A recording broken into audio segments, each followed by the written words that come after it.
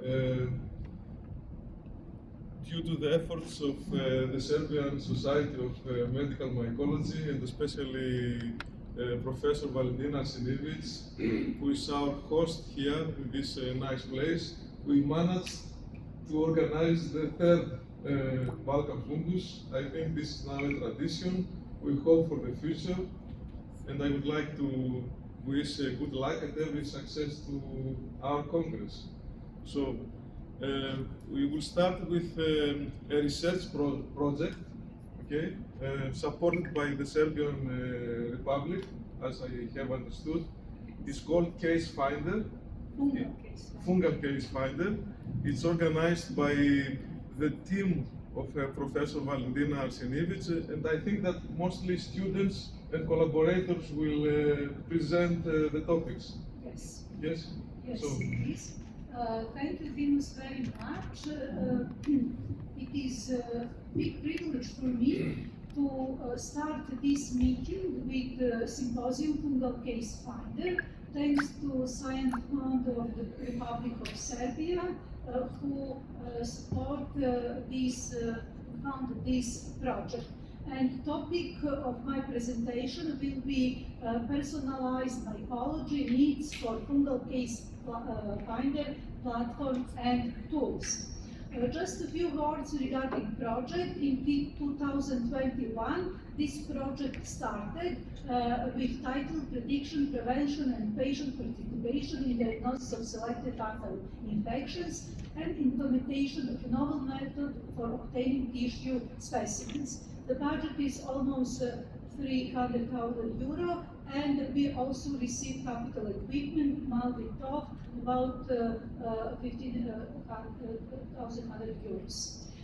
Three institutions participate in this project: University of Belgrade, Faculty of Medicine, University of Belgrade, Faculty of Dental Medicine, and University of Niš, Faculty of Medicine. We state the project problem, fungal infections, because the fungal infections are responsible for many disease causes in the world, and they are counted at the number 4 disease cause between all diseases.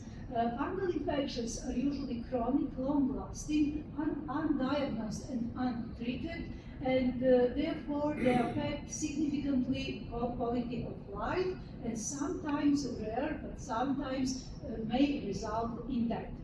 We estimate fungal infections in Serbia in 2018, and we found that almost 1 million people suffer from superficial fungal infections, mostly recurrent vaginal infections, then oral stomatitis, onychomycosis, and respiratory sensitations. Unfortunately, about 400 patients die annually due to invasive fungal infections. Invasive fungal infections are preventable and treatable, and no one should be died due to fungal infections.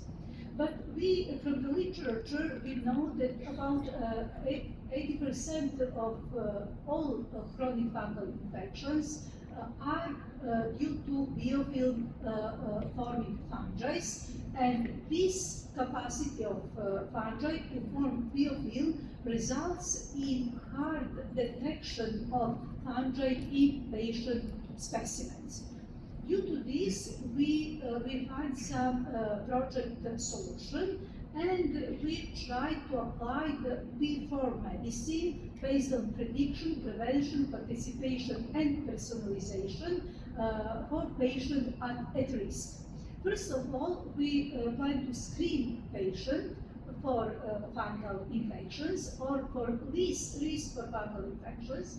Then we plan to make some risk scoring platform, and then to apply some personalized diagnosis. This is our project design.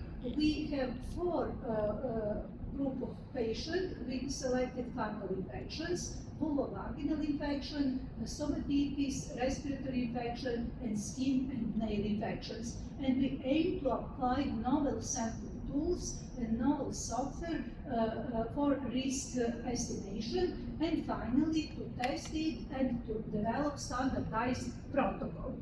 All our patients we test first with our software. This software consists of four parts. First is for demography data, second for medical history data, then fungal disease history data, and finally for clinical pictures. Of course, all of this we will prove with laboratory data. Based on this, we will select our patients in fungal negative patients and fungal positive patients approved by culture. Based on this, we are planning to prepare a fungal data set, patient data set, and also to test this new approach. Is it friendly to use for patient participation, and also is it useful to predict invasive fungal infections. By testing this and by approving this, we are planning to develop appropriate protocol. Our tool design is characteristic for allow scrubbing of skin, mucosa, or nail in order to destroy biofilm-forming fungi. Because by standard swabbing, we usually can find only planktonic or single cells. But as I told, about 80% of chronic fungal diseases are caused by biofilm-forming fungi, and we aim to create a tool which allow us to destroy the biofilm during sampling and testing. This performance of traditional methods versus fungal case finding approach we will test. First of all, we design software. This software, this is in Serbian language, for stomatitis, vaginitis, sinusitis, skin and nail disease, and also for invasive disease. And finally, all these clinical specific disease will link to appropriate software for laboratory investigation. This is how it looks like software for demographic part and numbering of patients. The second is software for part of the software for medical history, diseases or some habits of the patients. The most important are clinical part of the software. For example, this is OSI score, onychomycosis intensity score, how to calculate by the software. And finally, this is the laboratory part software, where we test how is representative our sample, the volume, the DNA, the cytology, and the finding of fungi in direct cytology or by culturing. Up to now, we tested a patient with vulvovaginal candidiasis, stomatitis, and skin and nail infection. In the second part of the project, we will test a patient with fungal sinusitis and also complete our data with the rest of the patient with vulvovaginal infection, skin and nail infection. From January 2000 until now, we developed and piloted the novel sampling tool, pre-sampling protocol, software with questionnaire, protocol for quantification of cells taken by abrasion of the skin or mucosa. We perform parallel testing in order to analyze the novel sampling tools. The tool is able to target microbial biofilm and recover the true pathogen instead of commensal. From May until October 2024, we use the social network to inform people in Serbia and to attract patients with suspected selected fungal infections. The total number of 257 patients respond until now, and until now we tested with 153 patients suspected for denture stomatitis and dermatological disorders, skin and nail infections. By analyzing the samples by microscopy, we confirmed that average number of cells was 83 for FungalCaseFinder and 12 for traditional sampling, mainly swabbing. For dental stomatitis, we had total number of 33 samples, and cytology was positive in 20 out of 33 by FungalCaseFinder and in 13 out of 33 by traditional swabbing.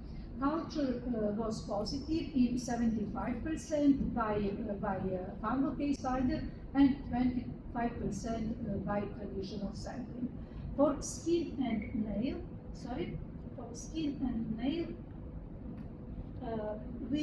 we have 120 patients, mostly with onychomycosis, 92, and until now we was able only to test cytology because culture are still in progress, and we didn't finish all data regarding positive culture. All these allow us to anticipate some perspective of this fungal case finder further usefulness. We believe, and we confirm our data support this, the advantage of fungal case finder method and risk score are important for proper testing and test result interpretation in the context of patients' underlying risk. Then available friendly to staff our patient to use this software and tool. But what is important, this software is only for our team. The second, or we are planning in the second part of this project to update this software to be adopted to professionals and to patients when we analyze all this data and applicants of this software. The very important in microbiology is to standardize the sample and sampling procedure. Because every laboratory needs to validate sample quality, and this cytology in fluid allow us to do this easily. And to analyze only representative sample, because the number of results of mycology laboratory data show negative results for onychomycosis especially. Then quantification of patient cell and fungal cell is possible with this method, also to determine colony-forming units, to detect single, mixed, and polymicrobial pathogen from one sample, to detect biofilm productive fungi, and to increase detection of resistant fungi, which are a significant problem in medical mycology nowadays. And this is very important because due to this, we will avoid unnecessary drug overuse, antifungal drug especially.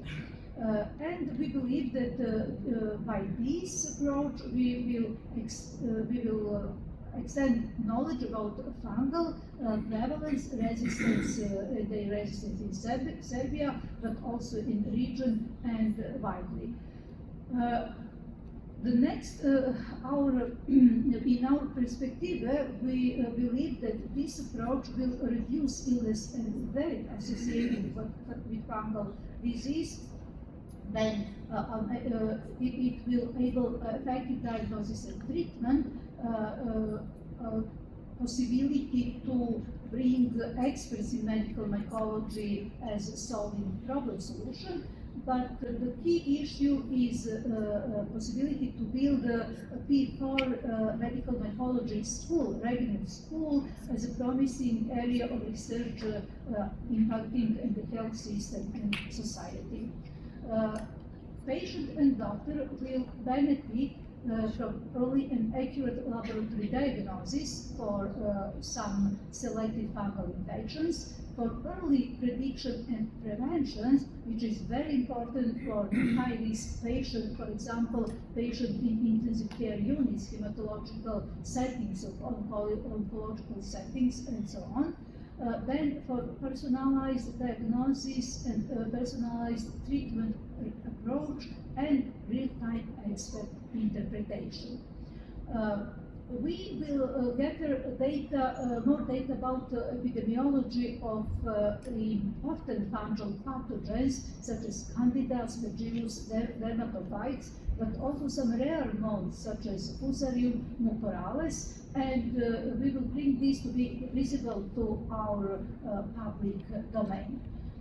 We believe that this is new health service model for the 21st century, and that this model allow us lower medical costs with more care options. Also, some self-sampling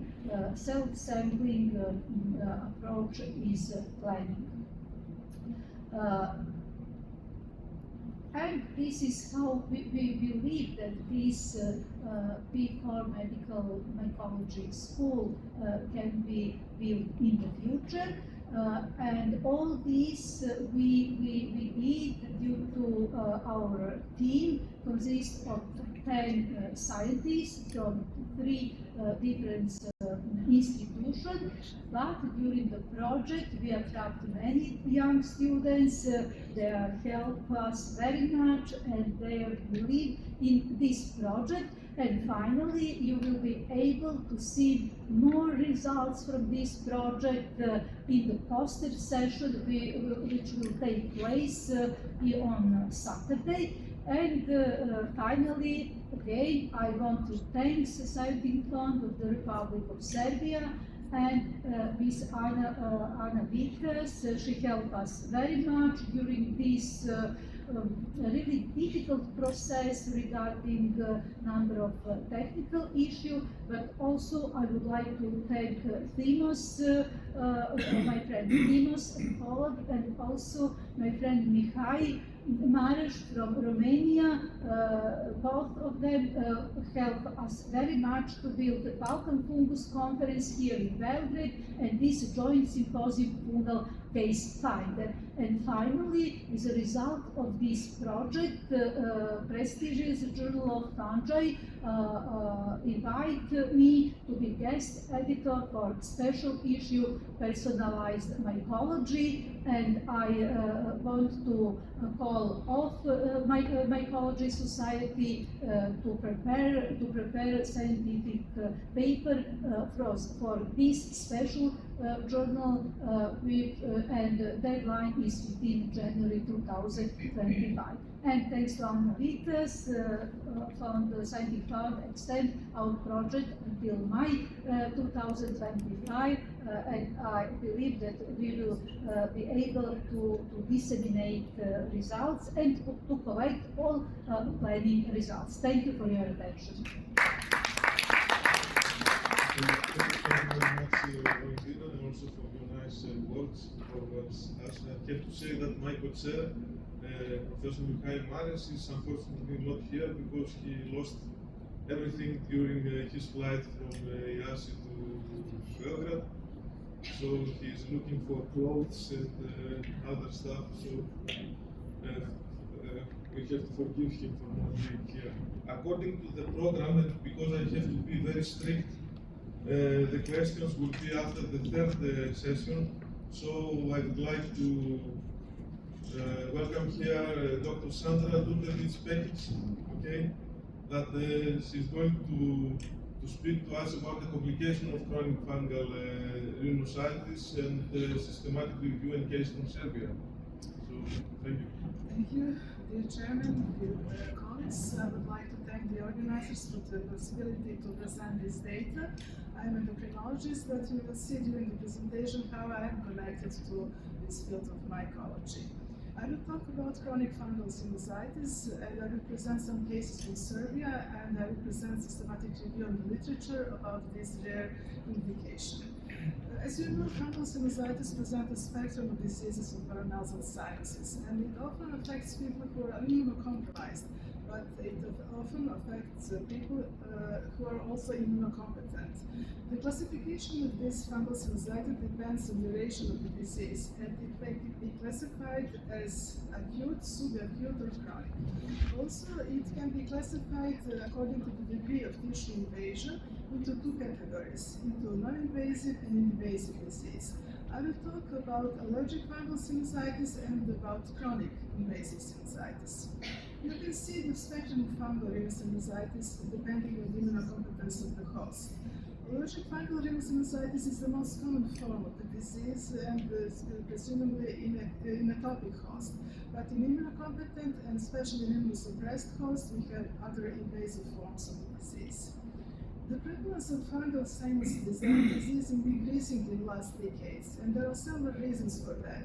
Increasing awareness in the first place, and the second, antibiotic overuse, and the third, immunodeficiency.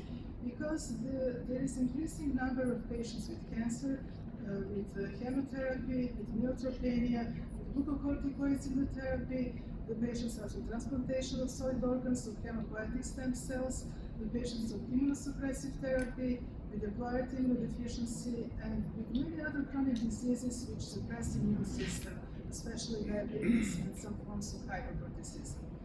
And the most common encountered fungal species in medical practice are Aspergillus, Fusarium, Alternaria, Schizophilum, Buccal, and Rhizopus. I will talk about complications of fungal sinusitis because long-standing and untreated disease, in some cases of allergic fungal sinusitis and chronic sinusitis, may cause bony changes of the sinuses and bone erosion. And they may spread to nearby structures, such as cella turcica, where the pituitary gland is located, and cavernous sinuses, and apex of the orbita. And I will focus on this region, which is called cella turcica. It is above sonate sinus, and this is the place where the pituitary gland is located. The cavernous sinuses are on both sides of the pituitary gland, and this is optic chiasm. These anatomic structures are very important to understand the symptoms of our patients, and this is the connection between me as an endocrinologist and my knowledge. So I will pass to my first patient. This is female, 56 years old, immunocompetent patient, who had symptoms of chronic sinusitis for several years, like headache and nasal congestion. But during a short period of time, she developed another symptoms, which were alarm for her and for ENT specialists. There was visual loss and temporal nausea. And she was sent to ophthalmologist and then to radiologist for CT scan of the sinuses and for the magnetic resonance. And with the magnetic resonance, we can see in the sphenic sinus and pituitary region a large tumor-like mass, a giant mass, which displays the pituitary gland upwards. Her pituitary function was completely normal despite this huge mass, and she was sent to transsphenoidal surgery. The pathophysiological finding was fungal sinusitis with a lot of fungi in the specimen. And after the operation, she was in very good condition. The pituitary function remained normal, and her postoperative MRI scan was completely normal. This is her normal pituitary gland, cavernous sinuses, and optic chiasm. So she was completely recovered after the operation.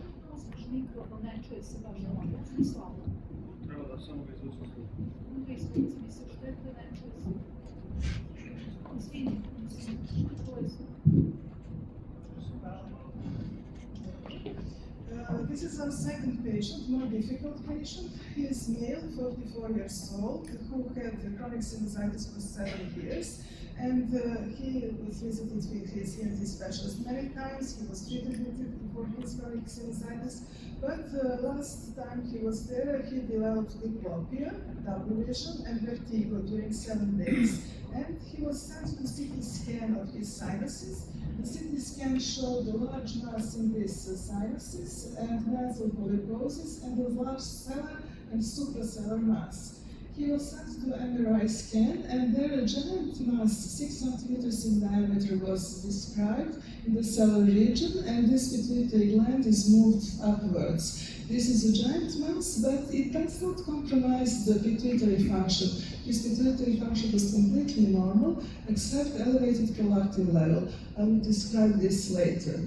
He was sent to transsphenoidal surgery for decompression, and the pathophysiological finding was very surprising for us. This is the first time we saw this pathophysiological finding in our patient. In our patient, we have a pituitary adenoma, usually in this region, but it was allergic fungal sinusitis with lot of eosinophilic mucin and numerous eosinophils in the specimen. Also, rare septate fungal hyphae with angle branching with no tissue invasion. This was the diagnosis of the patient. And we made a collaboration with Professor Arsić Arsenijević. It was 15 years ago, I think, and she made a diagnosis in collaboration with colleagues in the Netherlands, and the diagnosis of the fungi was made. It was Schizophyllum comune. The patient was not cured after the first operation. There was a persistent cellar mass in this region, and he was sent for a second operation, this time by ENT specialist, by functional endoscopic sinus surgery. And after the second operation, he had disease again. This is his sphenoid sinus and cellar region full of the material, allergic fungal sinusitis. And we decided to reoperate him for the third time, jointly neurosurgeon and ENT specialist. But we decided also to treat him medically 2 weeks before the third operation and 1 week after the third operation, with a combination of amphotericin B as an antifungal agent and immunosuppressive prednisone, 40 milligrams per day. And after 1 week post-operative, we exchanged the antifungal agent amphotericin B to itraconazole next 3 months, and the dose of prednisone was decreased during that period of time. And after 4 months after this third operation, his CT scan and his magnetic resonance was completely free of disease. He was completely recovered after the third operation with this combined medical therapy. The next part of my presentation will be a systematic review of the literature about this topic. This is a rare situation, but we found some manuscripts on this topic about invasion of fungal sinusitis through the bone to the brain, especially to the cellar region, because it can go also to the orbita, and this is the job for ophthalmologists they are doing with these patients. We employed keywords: sinusitis, fungal, celoturica, pituitary gland and invasive, and found 49 manuscripts with 62 patients. 44 were case reports and 5 small studies with only 2 to 4 patients. And half of patients were females. We included 2 our patients in this number of 62. Mean age was 50 years, and the youngest person was 17 years old, and the oldest was 19 years old. The most manuscripts came from USA, 29%, from China, 26%, 10% from India, and from other countries, 1, 2, or 3 patients are published. In the majority of patients, about 70%, sphenoid sinusitis was diagnosed. In 2 patients, it was associated with also maxillary and ethmoid sinusitis. In 14.5%, there were no signs of sinusitis as a source of the infection, and in 80% of patients, there were no data. About immunocompetence, more than 50% of patients were immunocompetent. Only 8% had some immunodeficiency, and 16% of patients, 16% of patients had diabetes. No data in 24% of patients. Documentation of bone erosion was made in 56% of patients, 35 no data, and no erosion in 8% of patients.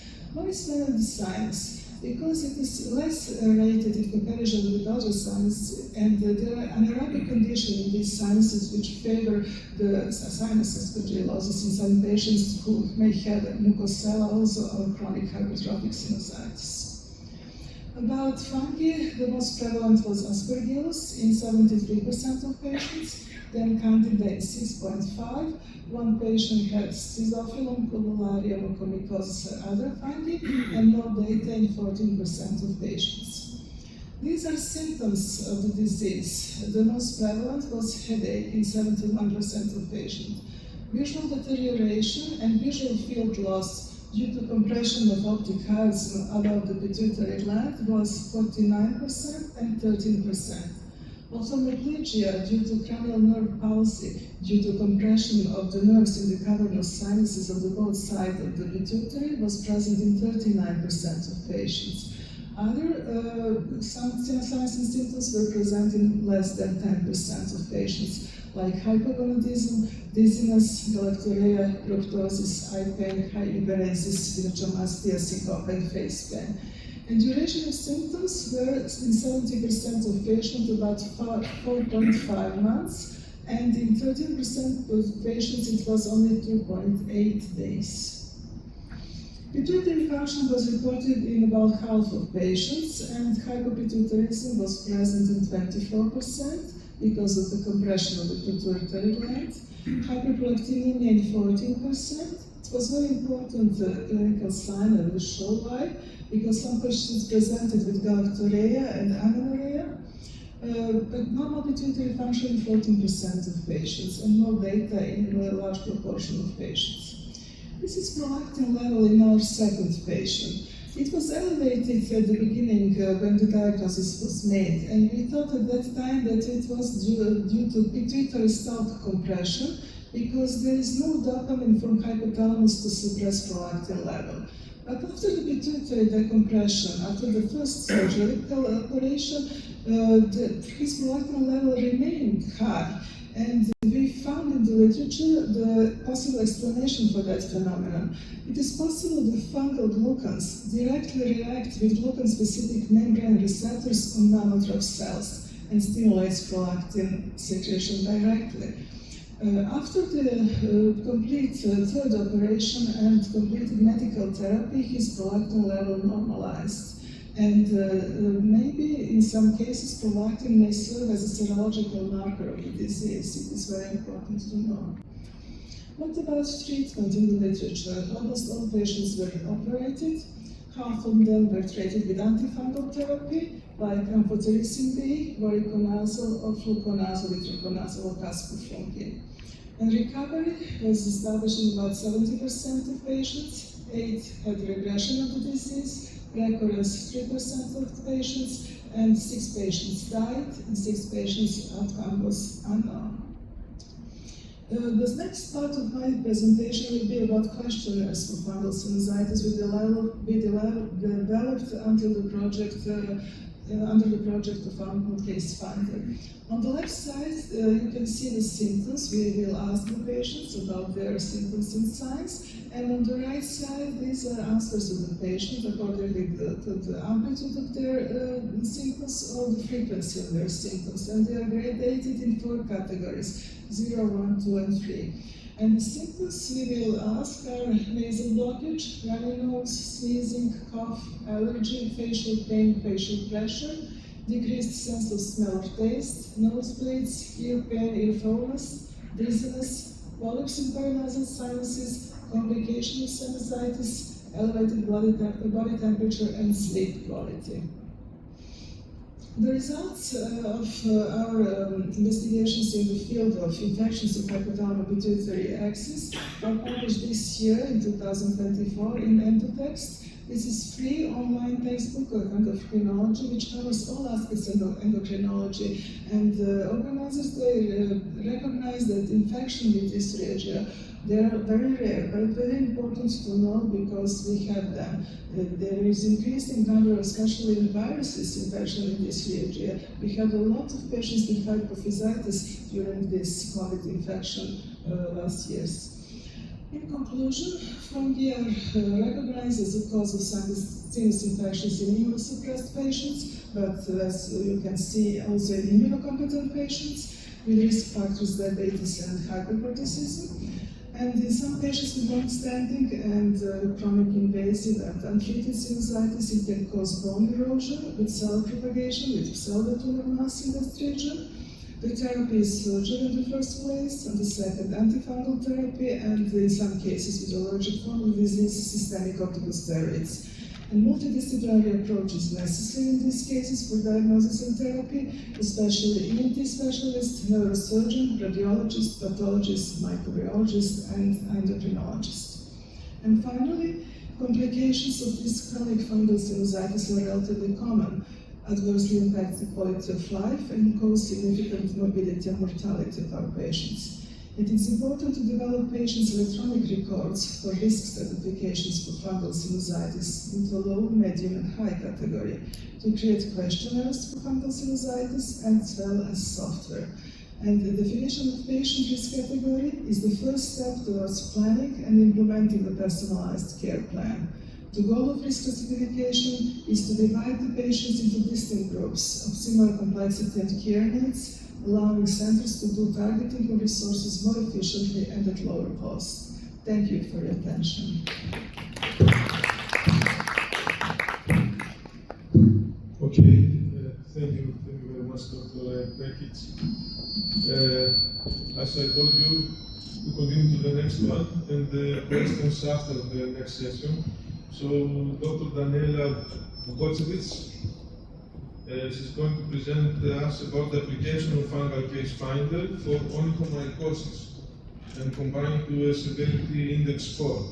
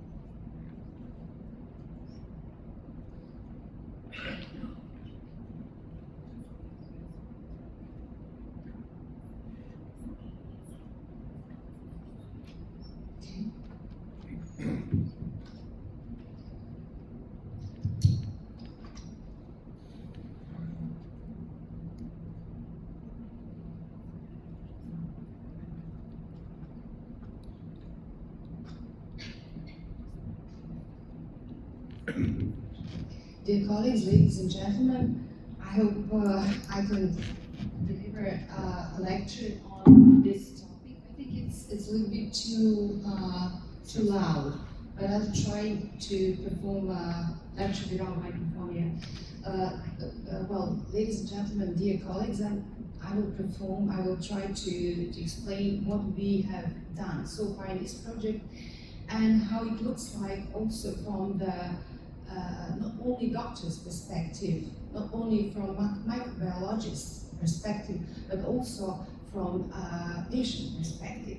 Well, you can see in this slide one patient with onychomycosis that is going on for more than a year, actually a year. If you know that this nail is growing at least 6 months, so the patient is going outside, having his everyday activities with this kind of nails. Well, how it looks like from a patient perspective, how we came so far. So what we know about onychomycosis is that it's a fungal infection of the nail unit, not only the nail, but also the nail matrix, which is very important because the duration of the disease in that case is much longer, and the treatment. And this is caused by dermatocytes, but also the molds and yeast are involved. Well, the most common nail infection encountered in clinical practice. I am a dermatologist, I'm a clinician, and I can tell you that this is the #1 disease in everyday dermatological practice concerning the nails. The prevalence is 5.5%, so each 20th patient coming into your office is always a patient with nail fungal infection. So it could be more, it could be less, depending on the part of the Europe. Well, in US is estimated to be 14% and up to 24% in Europe. The prevalence increases with age, so if you are more than 70 years old, the prevalence is estimated to be 50%, so each second in this age, while in children it is 0.5. The majority of these are due to dermatophytes, especially trichophyton species. However, the modes and yeast are following. What is so important, Professor Pekic told us and Professor Valentina Arsić Arsenijević told us, but what is also important from a dermatologist perspective is also here. So, what are existing dermatological conditions that are, let's say, impending for the infection to develop? TNAP, pedis, so already infection in that region, psoriasis, hyperhidrosis, but also comorbidities, and this is what our project is dealing with.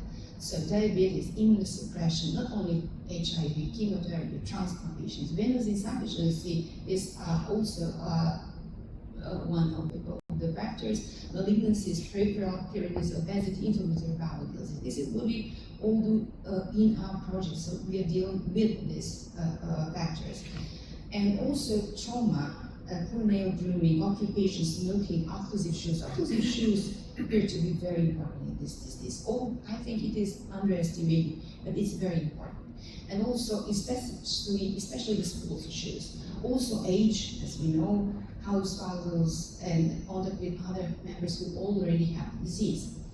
As already told, the biofilm, the forming of biofilm, is considered not important in this nail matrix and nail involvement. However, in the recent years, biofilm is also recognized as one of the factors that is considered to be not only to be important in the context of infections, but also to resistance to therapy. On the left side, we can see the trichophyton rubrum electron microscopy biofilm, and on the right side, so you can see the trichophyton metaprophytes. However, they are similar, but they have the same function, also again resistant to therapy. This is a small, let's say, reminder. If I can, no, this is a small reminder how we came thus far. This is the nail, but the nail also, this is the anatomy of the nail, is going under the skin. This is the econyl here, this is what we see. But the nail is under here, this is the nail fold, this is the nail matrix, this is the germinating part of it. So the nail plate also, and this part is also involved. And this is what we are always concerned. Why this is so important? Because this is germinative part of the nail. And what we see every day is the nail lac and the gel lac and all kind of nail arts. These are three girls in the bathroom. One of them is my daughter, and they were just done with their, let's say, session. However, I'm not very lucky to see so, because this is also one of the risk factors for fungal nail infections.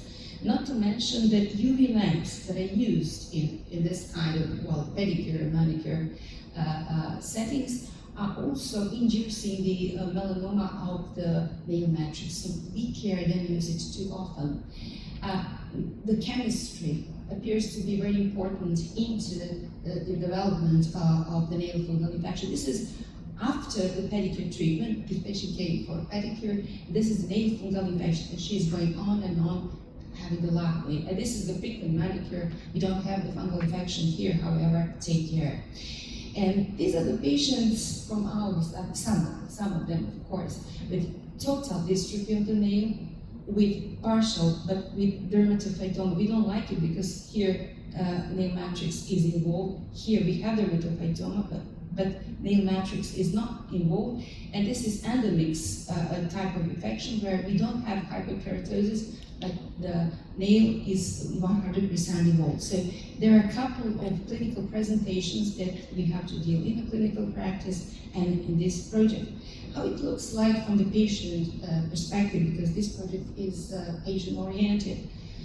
Well, you see, the quality of life is no doubt decreased. The patient is hiding the nails. Probably most of them are going to the pedicure, manicure settings to cover the defect instead of treating it, and it goes on and on and on.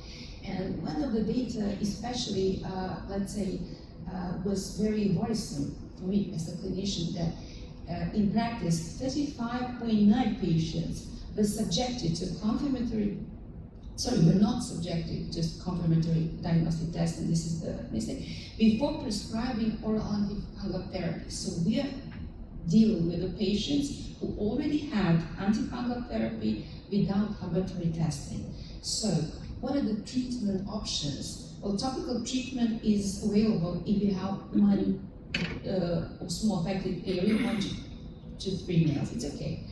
But topical treatment is long, lasts for months, 6 for the nail matrix on the hands, and up from 12 to 18 if we speak about 2 nails.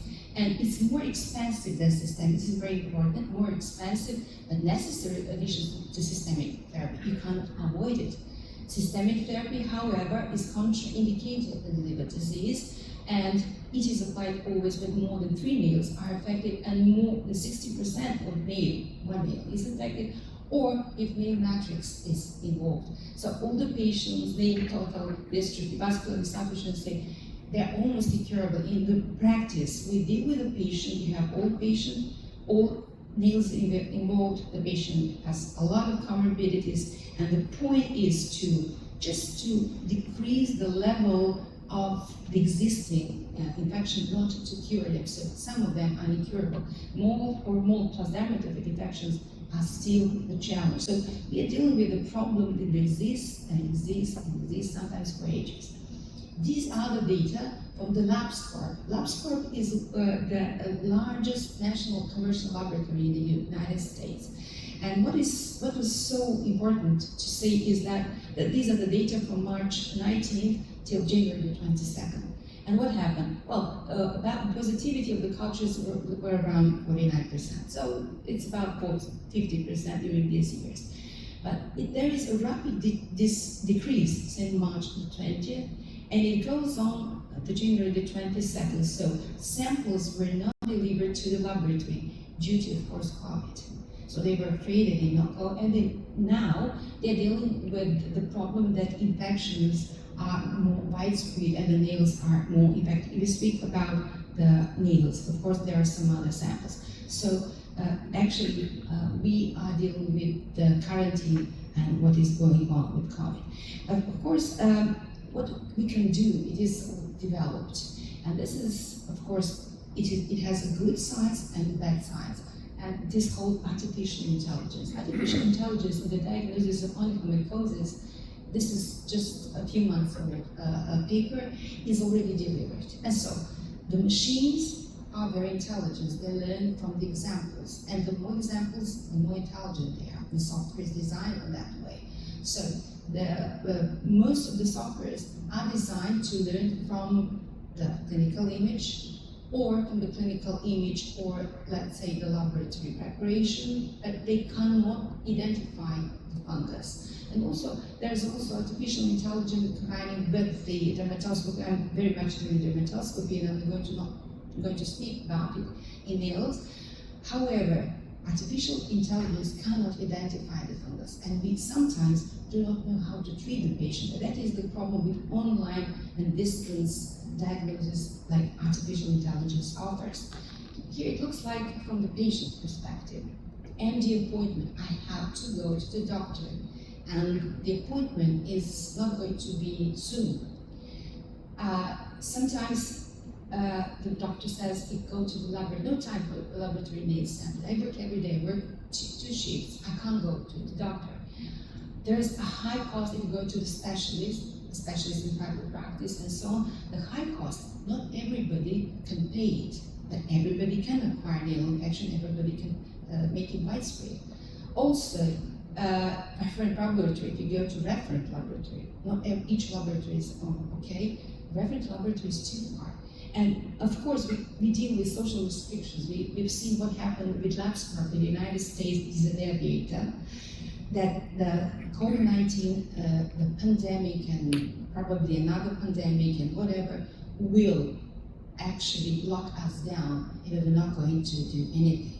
So it looks like from the doctor's perspective, no time for detailed explanations. Actually, you have an old patient, he doesn't or she doesn't hear well. You explain 1, 2 times, and then you stop because I don't know if they hear all. So there is also a solution with written instructions, but according to my experience, they're very often insufficient. Also, in the declan nail sampling tool I've seen in the laboratory, I've seen it. Also, no time for risk stratification. The doctor does not know whether the patient is very ill, concerning internal malignancies, or is just, a healthy patient with nail infection. And I'm dealing with that. I've seen the patients with systemic therapy without lab confirmation, resistant to therapy, I don't know what to treat. And there is 3 to 6 month washout period before we tried another lab. So how to solve the problem? We've seen and we've heard about the FungalCaseFinder project, but this is what is included into this another, so systemic patient, let's say systemic patients, let's say, and this is the local, let's say, heaviness of the disease. The OSI score is onychomycosis severity index score. It also encompasses all the characteristics, any suppression that is dealing with, of course, with poor peripheral circulation, poor control, diabetes, mellitus. But what is very important in this score? Subungual hyperkeratosis, significant lateral disease, the existence of dermatophytoma, this is dermatophytoma, and the how close is to this live part of the nail, which is called matrix. So these are the quotas which are very important in patients. This is what we do, and each quota is telling us the disease has more, the disease is severe. This OSI score is actually very easy to calculate. We can do it by ourselves, but in our case, the software is doing so. So we have the percentage effective nail and the number of points given. Also, amount of involvement from distal edge. You saw the quarters, number of points given. Matrix involvement is always 5, so the highest it has to be. And if there is a dermatophytoma or subungual hyperkeratosis, more than 2 millimeters, we also add to that score 10 points. And according to that, we have mild onychomycosis up to 5, up to 15 is moderate, and up to 35 score is severe onychomycosis. There are a lot of patients with 35 score of onychomycosis. And this is just an example where we have less than 10 to 25, so this is score 1, and this is mild score. This is mild score of the disease. Here we have moderate because this is significant lateral disease and there is a proximity to nail matrix, so it is more severe, say moderate in this case, because the surface is not infected. And here we have total nail destruction, and this is the severe score, meaning it is easy to, let's say, diagnose, but it's very difficult to treat. And of course, the Fungal Case Finder project is an integrative approach, and we combine the software, which is already explained. However, the dermatology scenario, there is the intention that the patient himself perform. This is the next step in this project. Performs uses Fungal Case Finder tool, and the sample will be then sent to the laboratory. According to the results now, we are doing the studies. We cannot, let's say, deliver all the results. Hope to be able soon, so stay tuned. We had 135% up to now, and they are presented with onychomycosis. No skin infections, they're not in this result, just onychomycosis. And none of them have diabetes, serious internal disease, malignancy, no immunosuppression, which means that our patients were basically healthy, which is good for them, good for the treatment. The most severe OSI score, the greater permeability in fungal cultures, this is what you would expect. And there is a small statistic that was done between the fungal positivity and microbiological identification that favors this FCF platform. And so the most frequent species we identified so far are expected ones: Trichopiton, Candida, Aspergillus, and Rhizopolis. So what is the use of OSIS score in the fungal case finder? What is the purpose of it? Well, microbiologist and a clinician, what will they gain? To compare the severity of onychomycosis with a patient risk level, low, medium, or high. We have very, very sick patients sometimes. Labels the patients for repeated sampling, and which is very important to be repeated, and more intensive therapy in order to achieve eradication. So we have a patient which we have to call again for sampling.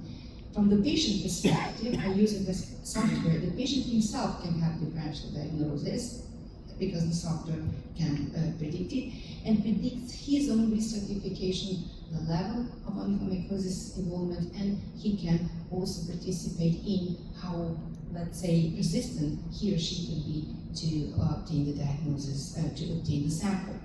And this is a very patient-oriented project with time and money-sparing platform. At least it is designed to be so. By using this tool, the patient can he or herself perform the diagnostics. And there is a software. For now, we are using the XP software. XP software is what we are using in this research. We have patient risk stratification, disease scoring, repeated sampling, which is very important, and it is also research-oriented because we have some factors which will be not involved into the next software that is going to be developed. This is patient software. The patient software would contain self-risk stratification, differential diagnosis, sampling instruction, which is very important part, and basic instructions on treatment options. So we've heard about, this is the interface of the software we have now. This is the software for investigators. Dermatology is exactly here. That this is the button I always use. And in that software we have very precise labeling where, which, and how involved the nail is, and which nails are. This is Professor Valentina with her tool. Of course, there are two sampling at the same time. So we are doing classical and FCF protocols. So we are comparing these two methods according to the laboratory. And this is us. I can tell you that the atmosphere is very positive, very enthusiastic. And I can tell you that I'm learning from others, and we are learning from each other. And this is us in front of the lab where we work. We just inhale and return to the new patients. And in case you want to find out a little more about us, because there's a lot of material what we are doing, there is a barcode so you can see and check what we are doing. Thank you for your attention.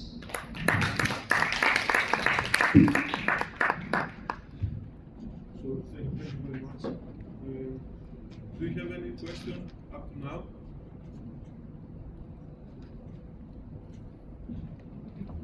Is there any question up to now? Yes, please.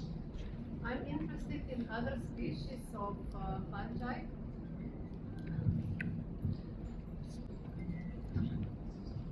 Thank you for your nice talk. It was very inspiring. I'm interested in other fungi than Trichophyton. You mentioned Rhizopus, Aspergillus, and Candida. Maybe you know which species exactly are involved in the onychomycosis? Let's say some of the cultures are not done yet, so I can't speak. So this is the primary. Trichophyton rubrum is the first one. We expect the Trichophyton antegraph. The Trichophyton, let's say all Trichophytons are, but I think the Trichophyton rubrum would be the first one. Let's see for the end of the study to evaluate all the results. I'm very eager to see. Okay, so I hope we will be able to deliver the results in written, like a paper. Thank you. Okay, two more questions, please. Please.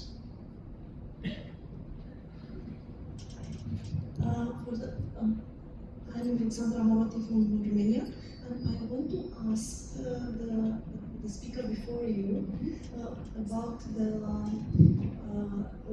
the second patient you treated with an invasive fungal infection.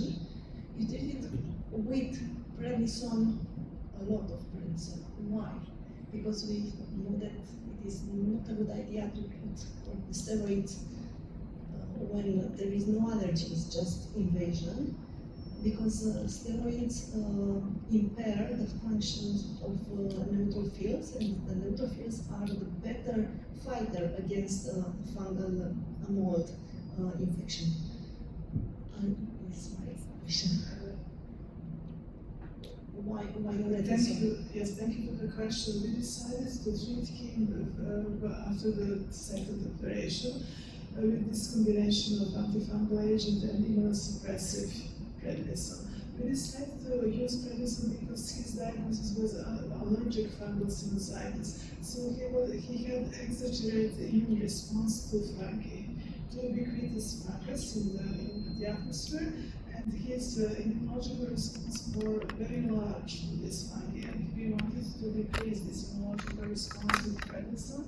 And we wanted the patient in the hospital for 3 weeks, and then he was at outpatient clinic. And there were no side effects of the therapy. He was in good condition and everything, and he recovered after that therapy. So I saw. Yes. The prednisone and the corticosteroids may be the part of the protocol for treating allergic fungal sinusitis. In allergic, not in invasive, that's why. But Yes, okay. his diagnosis was allergic fungal Yeah, sinusitis. yes. Yes, Okay. that was the reason. Thank you. Thank you. One more question. If not, I was a little bit impressed by the connection you tried to do with prolactin, although it was just one case. But do you think that really could be used in such cases somehow? Yes, prolactin was very intriguing for us also, not for before the diagnosis, but after the first operation, that it remains elevated. And we found only one paper in the literature that time about this connection between fungal glucans and glucan receptors on somatomammotroph cells in rats, not in humans. Later, there were 3 publications on that topic, but the authors did not connect on that way. They found the patients they have hyperprolactinemia with gynecomastia, with amenorrhea, and with galactorrhea. I think there were 3 papers on that topic, case reports. They explained it only by the compression of this large mass of the pituitary stalk and the lack of dopamine from higher centers from hypothalamus, which inhibits the prolactin secretion. But maybe that it would be wise to reproduce that in experimental in vitro to see what's happening in humans. Thank you. Thank you. So I think we have to proceed and just ask the next presenters to keep in time, more strict, something like 10 minutes is possible. Yes, it Each is. one? Yes. Yeah, because you're going to lose the coffee afterwards. No. So, please, it's Dr. Marina Randelovic, if I say it correctly, about the effects of antimycotics and essential oil on candidites to be biofuels.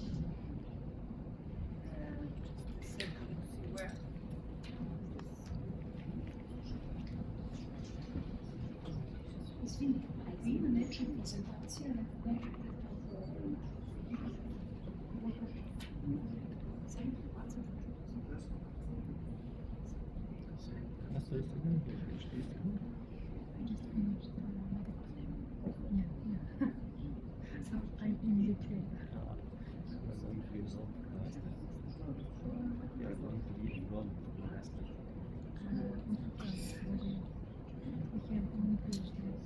Directly, without resting.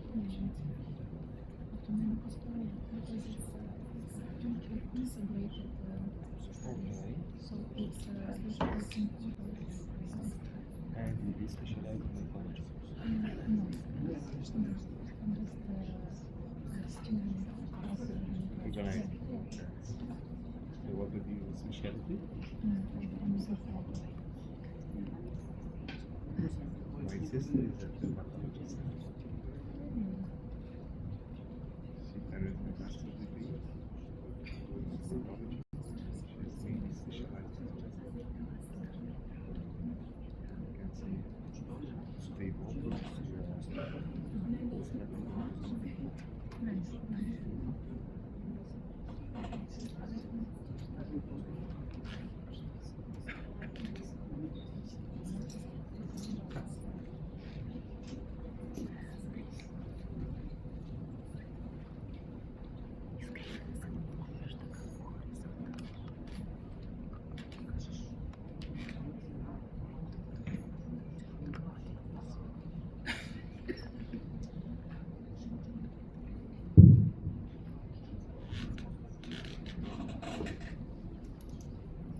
Dear professors and colleagues, I wish you a good day. I'm Valentina Arsić from Niš, and I will tell you something about the results of my doctoral thesis, part of my doctoral thesis, which is supported by Science Fund of the Republic of Serbia and IDS Fungal Case Finder project.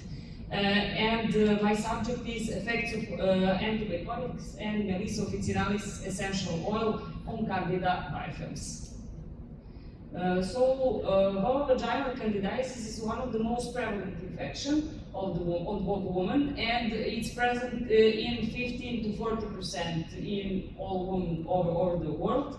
And moreover, some of them develop the chronic form, which is defined as recurrent vulvar-vaginal candidiasis. One of the main problems, besides that, one of the main issues are vertical transmissions from mother to fetus. We all know that yeast which cause vaginal candidiasis are yeast of the genus Candida, and predominant species is Candida albicans. But in the recent years, non-albicans species are also recognized as the causative agents, and their prevalence is constantly increasing.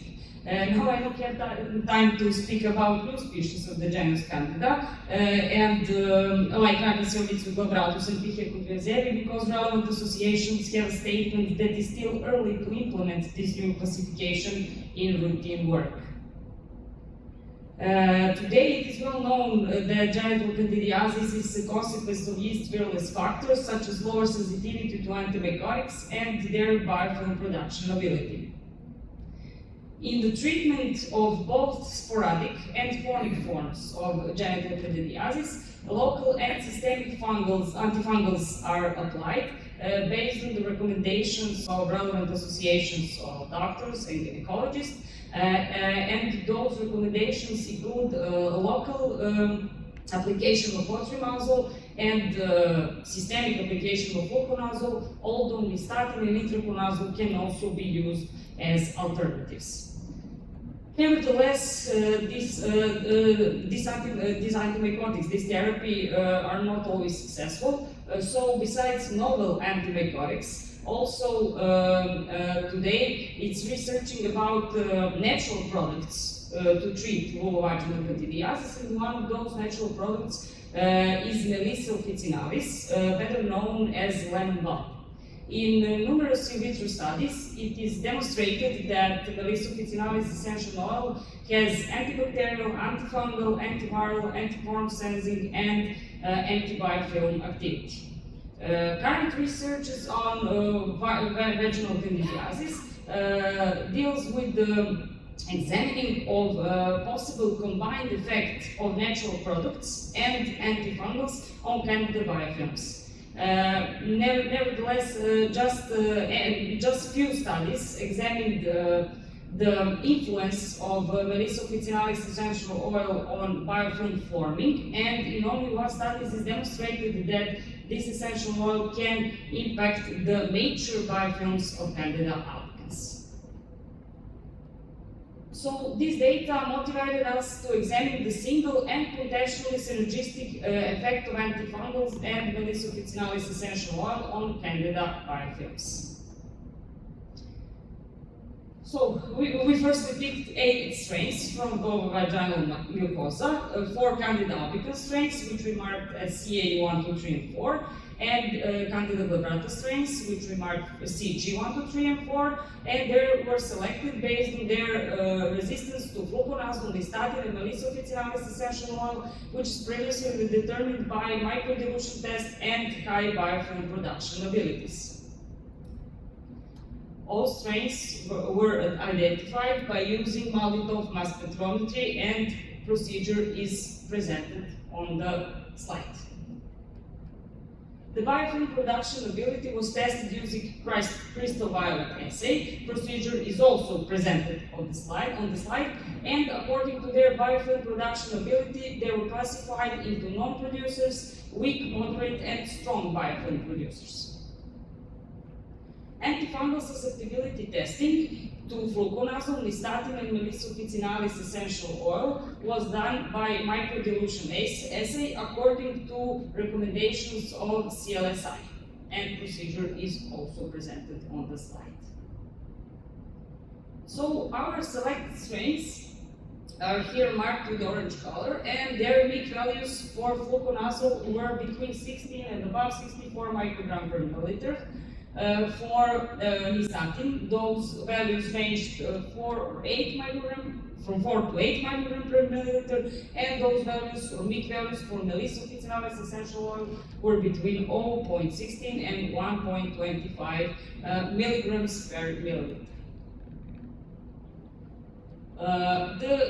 The individual activity of fluconazole, nystatin, and Melissa officinalis essential oil, as well as combined activity of essential oils with those antimycotics, was done by using MTT test, which provides us information about active or live cells in biofilms, metabolically active cells in biofilms. So this procedure implies previously forming biofilm in microtiter plates, then adding those substances in different concentrations, adding MTT reagent, and after incubation, results were read with ELISA read.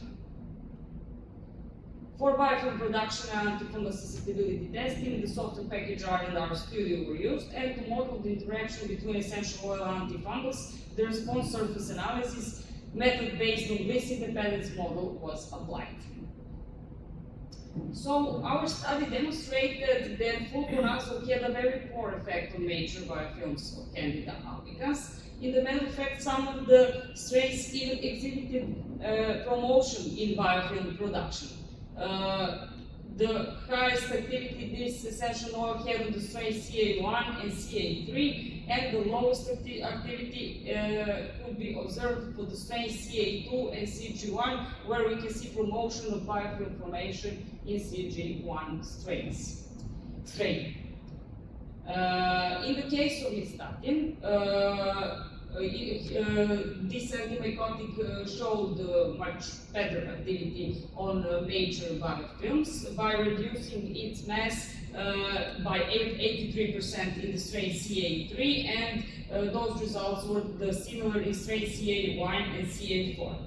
And the highest tolerance to this antimycotic was present in the strains CG1, CG2, and CG3, where promotion can be observed in strain CG3. Melissa officinalis essential oil had the best effect on the major biofilms, with a reduction of mass in the range from 19 to 95, even 95%.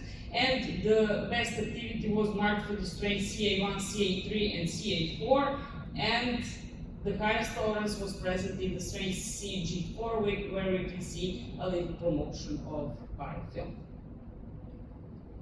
So, because we demonstrated that Melissa officinalis essential oil has very successful effect on major biofilms, we then examined the possible synergistic effect, so combined effect, of Melissa officinalis essential oil with those antimycotics, with fluconazole and nystatin. And these are our results for Candida albicans strains on the graphs left, and for the Candida glabrata strains on the graphs right.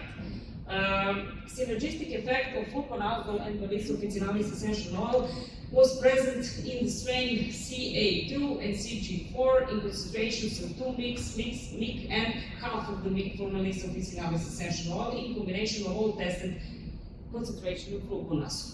In the strain CG3, synergistic effect was present in the concentrations of 2 mg and mg for Melissus officinalis essential oil in combination of lowest possible concentration of fluconazole.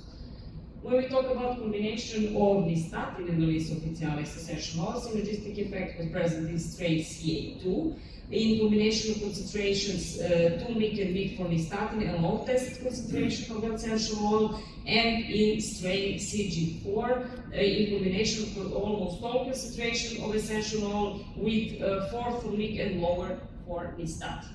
But also, besides synergism, we also observed that antagonism or opposite effect was present, and antagonism was present for the combination of nystatin and Melissus officinalis essential oil in strain CA1, CA4, and CG3 in combination of concentrations of half of the mg of essential oil with all tested concentration of fluconazole, and antagonism was present in almost all combination of concentration in strain CG2.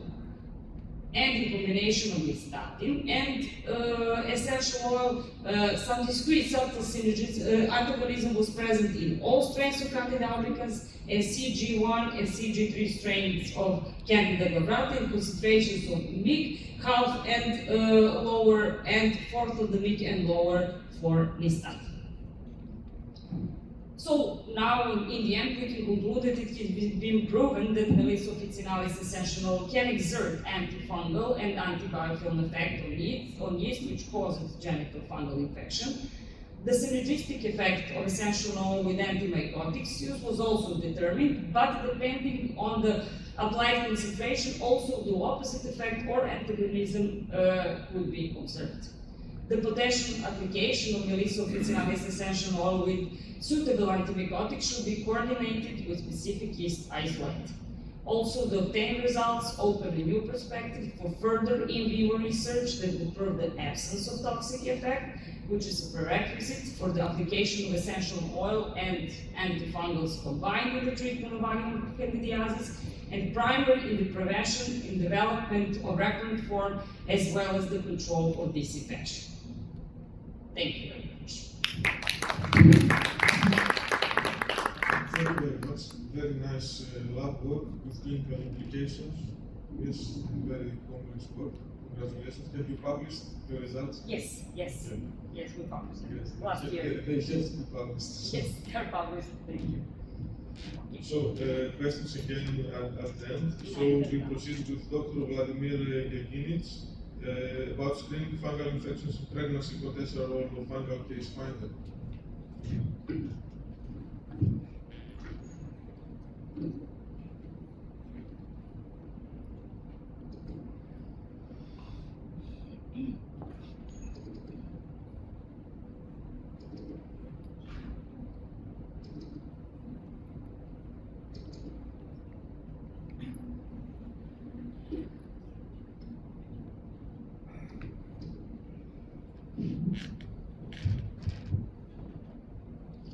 Dear professors, dear colleagues, dear guests, welcome to Belgrade, and I'm glad to see you all here so we can discuss about the topic of interest. My topic is to give you a brief insight of yeast infection in gynecology and obstetrics. And I will start with our project. So the idea was to make a new tool designed specially for obtaining tissue specimen, and with that the accuracy and efficiency of diagnostic and treating could be achieved, embracing the four medicine, which is the base of our project, and that it includes prediction, prevention, participation, and personalization of the concept, which is the National Health Service, the United Kingdom's health service strategy for 21st century. Our tool, which is used for sampling the tissue, the samples in field of gynecology, is at the 4th grade of technology readiness level, which means that is still modified and tested in laboratory and in clinical practice. Using the artificial intelligence and algorithms which were presented in the software that you could see before, is needed to make the treatment more effective. This should be the slide where our tool is presented. You could have seen it before, but since the clinical testing is in progress, the final model of the tool will be firstly protected by the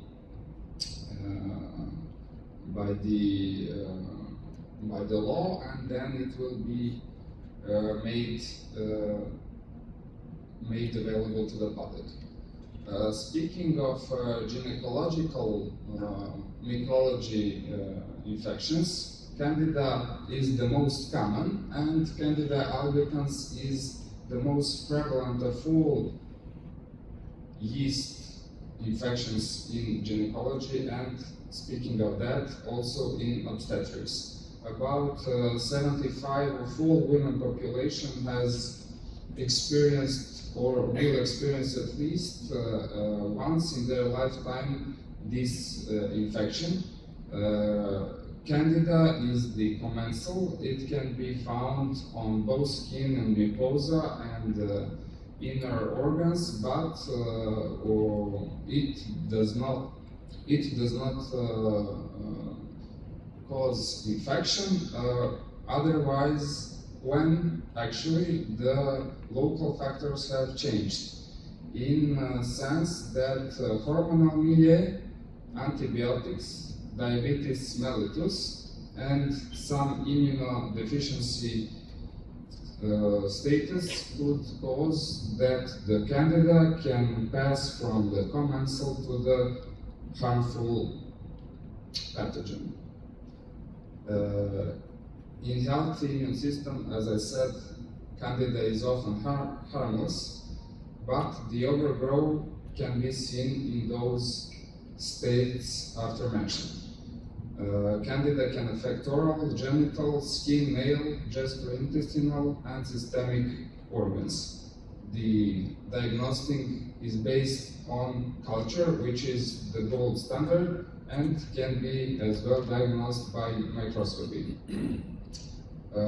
Antifungal medications are the oral and topical, as the colleague previously said. The topical one is used as the addition to the oral, but in gynecology we mostly use the topical forms of the antimycotic.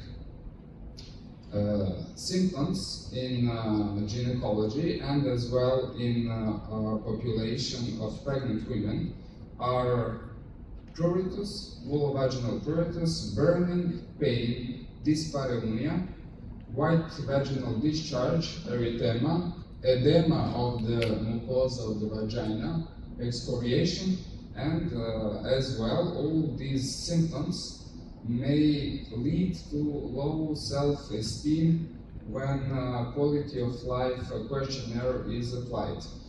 Complications during pregnancy concerning Candida can be during pregnancy, during delivery, and after delivery if the Candida has affected the newborn, and the diagnosis is made from the newborn. So the points where the medical staff, gynecologist, must interfere is during the pregnancy by screening the pregnant woman, and during delivery the therapy could be applied. So the afterward potential infection is stopped. Sorry. The most interesting and, let's say, the most intriguing factor regarding Candida is its ability to produce biofilm, and by using the standard swab procedure, cells which are surrounded by this biofilm cannot be sampled and afterwards and not to be sampled and to give the correct diagnosis of the state. Biofilm protects the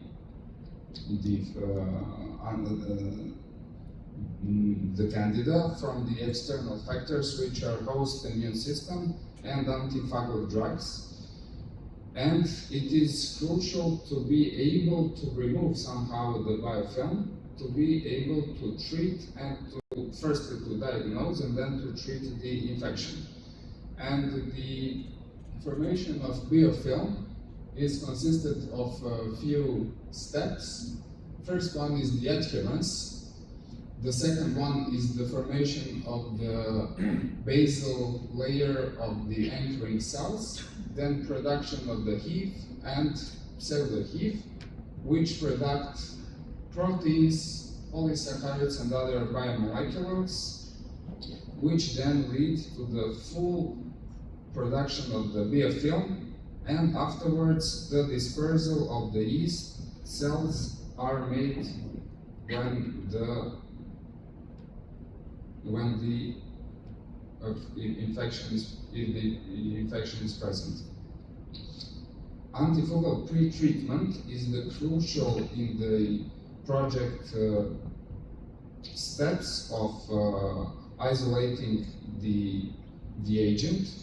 As you previously saw, planktonic cells are collected with the traditional swab technique, and the isolation could be poor, but when we perform the isolation by the new sampling tool and the pre-treatment, which will dissolve this matrix and be able to expose the cells which are contained inner, the diagnostic will be more efficient. As I said, there is our tool is at the 4th level of technology readiness process. It has 4 more steps to be fully completed and could fully respond to the clinical and social market. And one of the most important things is that with pre-treatment in both gynecological and obstetric population, no need of speculum is needed.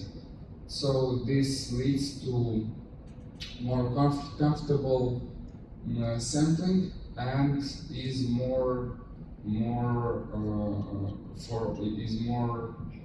comfortable for the patients. I have told you about the symptoms which are present in both gynecological and obstetric population. And preliminary results, as we could see from the skin, nail and prosthesis, are promising that we also could lead that Fungal Case Finder could also lead to better and more precise diagnostic of fungal infection in gynecological and obstetric population. Thank you very much.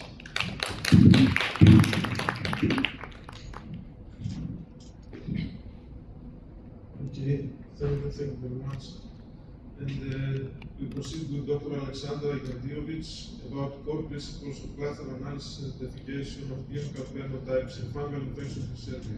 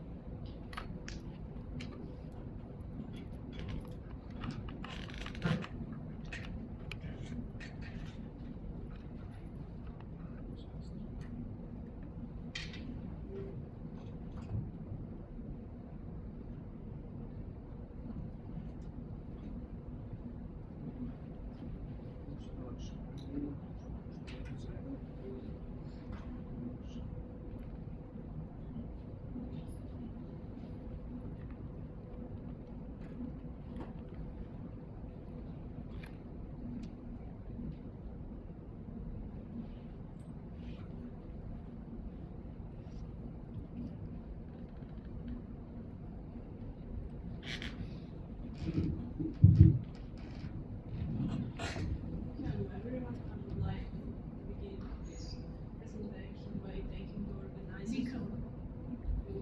Yes, someone will question.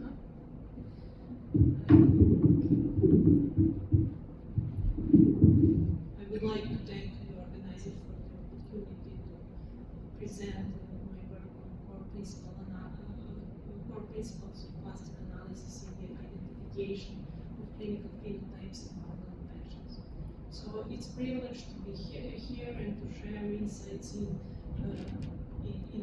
insights on a topic that has great potential in clinical research. So clustering and clinical phenotyping describes, or actually term clinical phenotypes describe different groups and subgroups based on a complex interaction between genetic, environmental, and clinical and disease factors.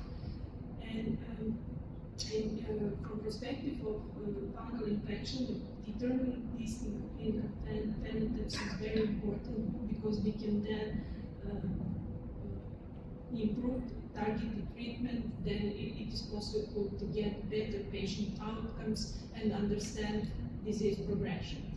One of the methods to cluster different signs and symptoms is actually a statistical method, is cluster analysis. Cluster analysis is very powerful unsupervised machine learning techniques which is based on similarities, measuring similarities between data points and distinct variables. So cluster analysis can be used in taxonomy description, data simplification, and in identifying hidden relationship between data points, which means hidden relationship between patients, subject, respondents in our analysis, or between different variables. And it can be used in data reduction and hypothesis generation.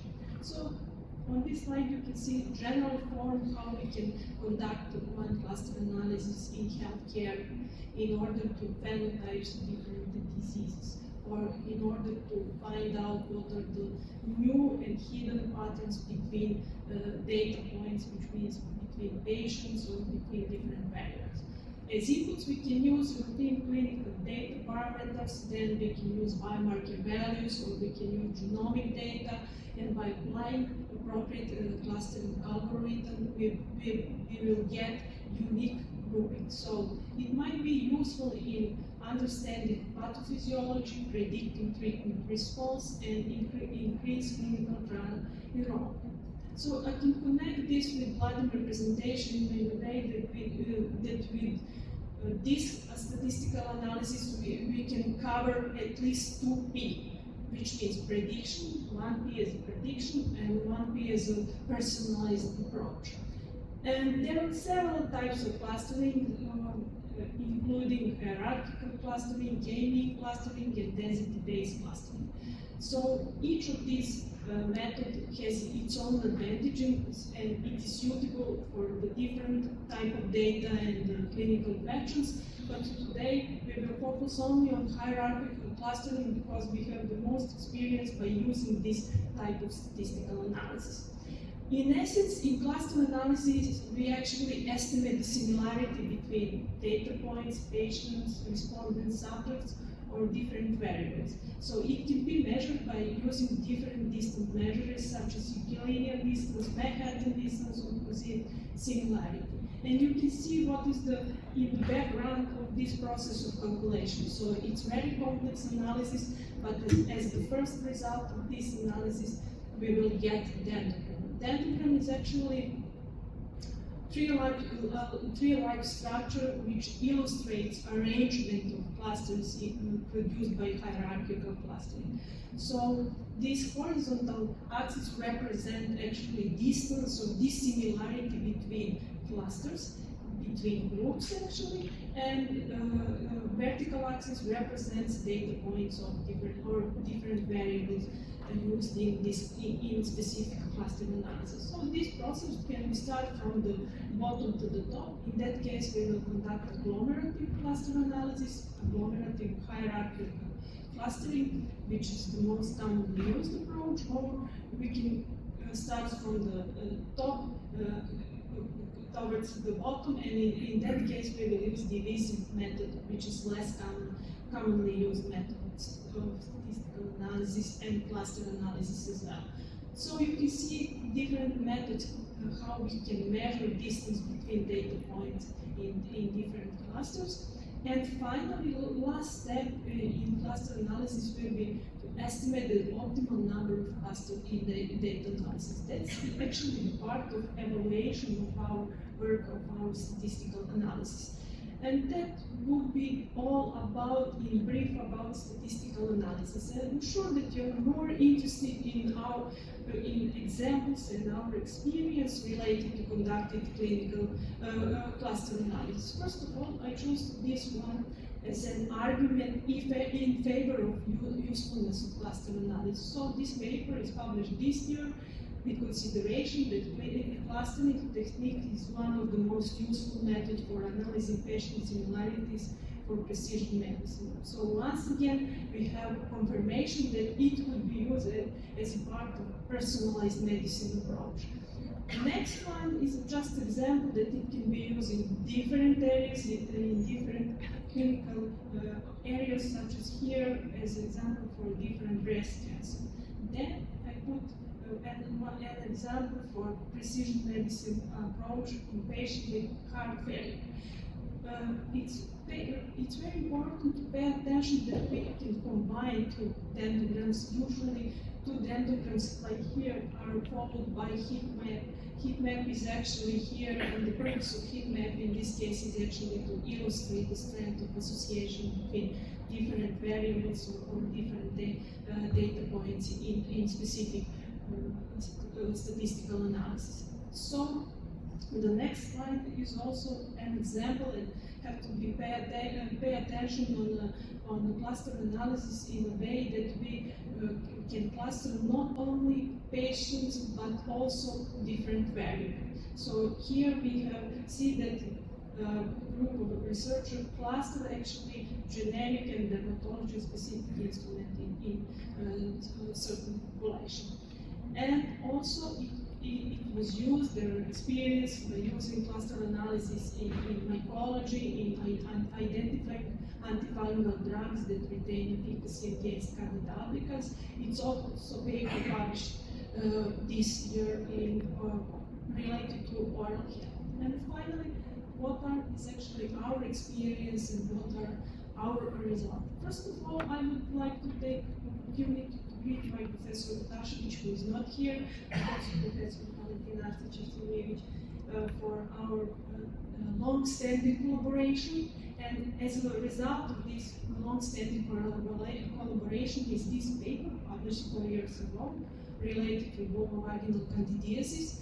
And in this case, they actually told me that there was one hypothesis that vulvovaginal candidiosis could be classified into three entities: tolerance, infection, and allergy. So tolerance was characterized with weak symptoms and large number of candida in the sample.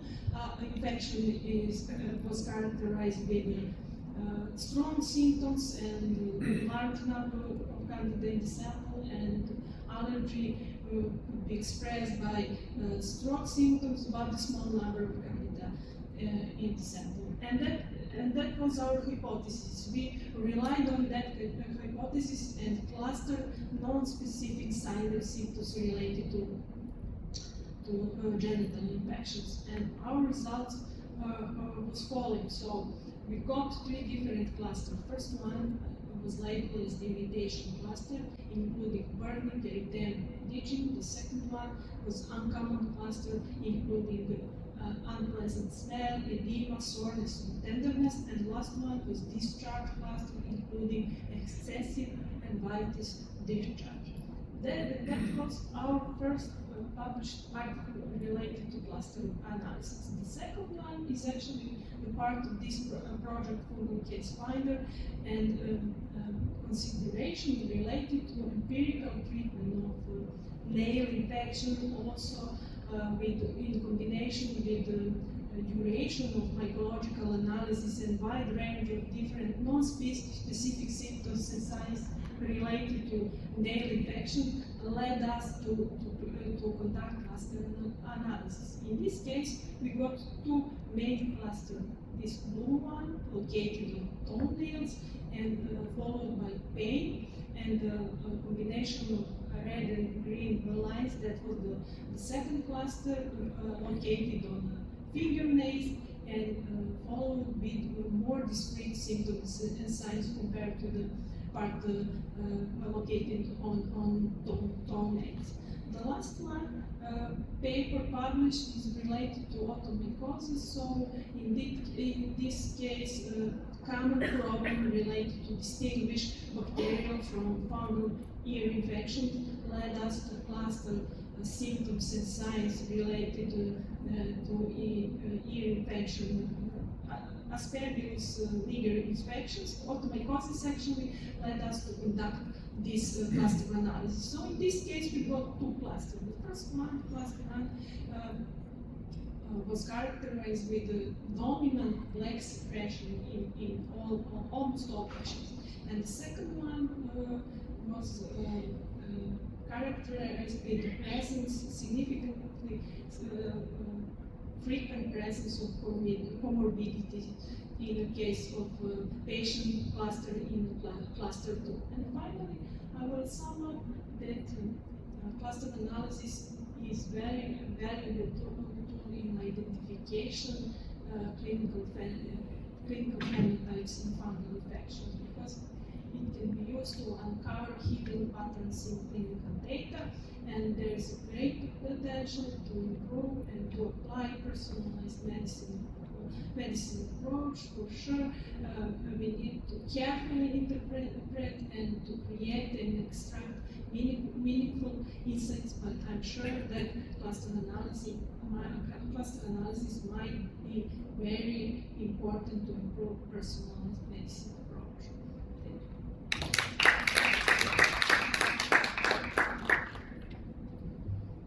Thank you very much for this nice work. Of course, it will be very useful for the following up of cases. Although I think that not everything can be clustered in real life, and it's a matter of percentages most of the time. Yes, the important steps in the cluster analysis is actually evaluation. So we have to evaluate what actually we got in the cluster analysis. Yes, we can put everything, but for sure we cannot get everything meaningful insights from the cluster analysis. Okay, thank you. Proceed to the next one. Is Dr. Valentina Arsić about prisma study in fungal infections. Thank you.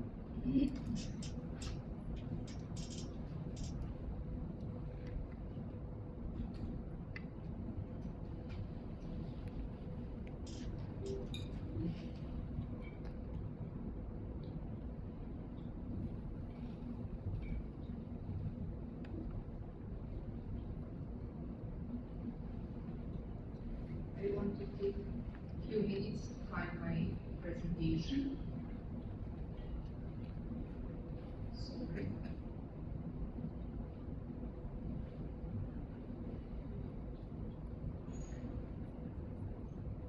Do you have somebody to help me? Okay.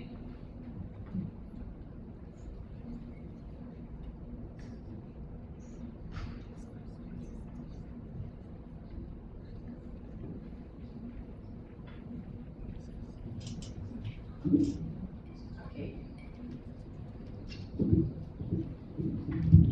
I don't have many times to talk about this. I also want to make the summarize of all previous lecture, because I want to talk about systematic review, I want to talk about the data, about fungal infections. Misleading of all studies about fungal infections is maybe don't exist evidence the best way of to take the data and the best way to make the databases about fungal infections. When we talk about fungal infections, you heard that we have some topics and some problems when we talk about these populations of patients. It is first epidemiological data. It is very often unrecognized because we don't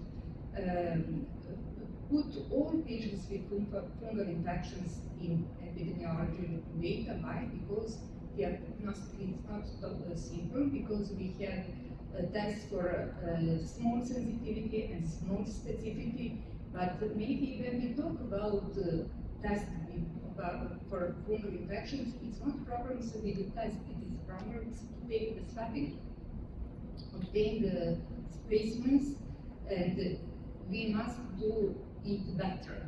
And also we know that it exists different localizations of fungal infections.